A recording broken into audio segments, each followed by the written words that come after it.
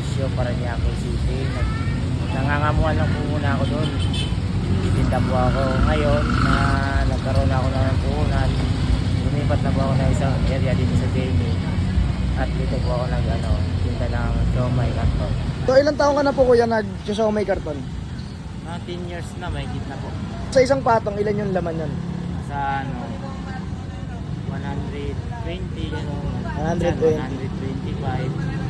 Lahat naman kami nagtitinda ng ganito, sa hapon lang talaga. Sa hapon lang. Yung iba nga, alas 5 pa at 5 lang. Pero gabi na umuwi.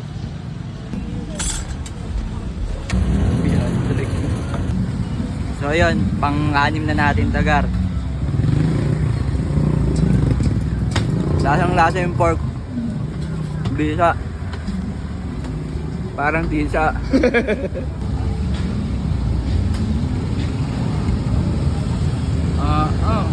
So bumili ako kala kuya ng 20 pesos na siomai karton. Ayan o, na-tsempuan ulit natin si kuya. Ayan, sobrang hirap nitong makita ni kuya eh. Nagtatago yan nato eh. So yung mga dito sa Jamie ngayon ko lang siya ulit nakita. So bumili tayo ulit.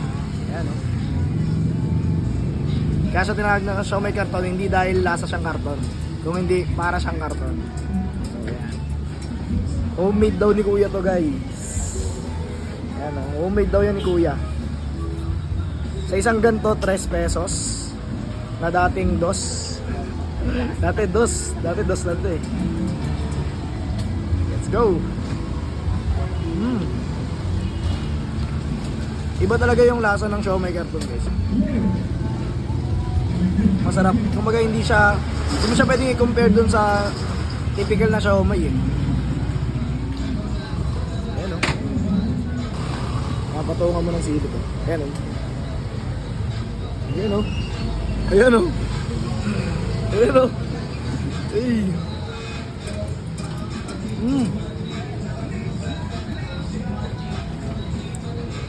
Yun talaga ang the best dun. Manghang.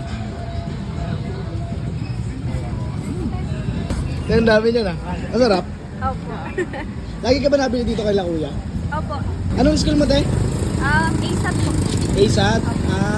Anong year mo na? Second year college. Ano pong name niyo tayo? Catherine po.